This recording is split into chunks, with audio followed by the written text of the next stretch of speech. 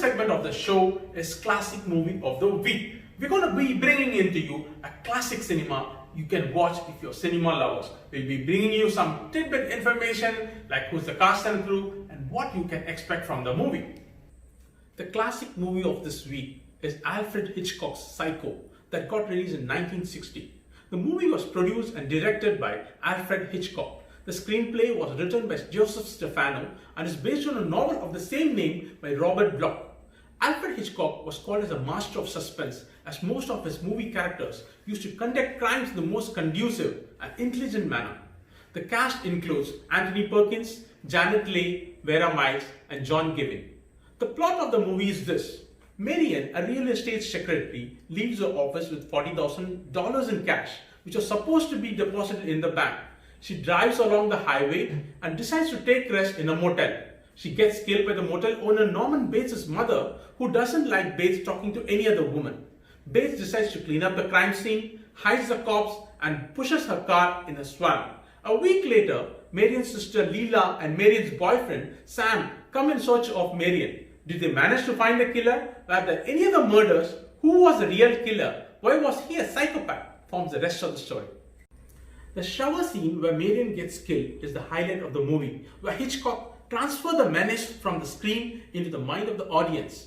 In the climax, a psychiatrist explains that Norman Bates murdered his mother, Mrs. Bates, and her lover 10 years ago out of jealousy.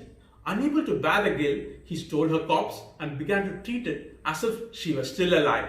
He recreated his mother in his own mind as an alternate personality, dressing in her clothes and talking to himself in her voice. This mother personality is as jealous and possessive as Mrs. Bates was while she was alive. Whenever Norman feels attracted to a woman, mother kills her. The psychiatrist says the mother personality has taken the permanent hold of Norman's mind.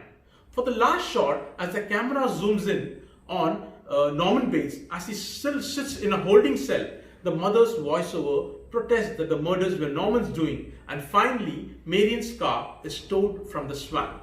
This leaves a sense of fear with the audience, like saying that such a murderer can be amongst you, anywhere, or even inside you.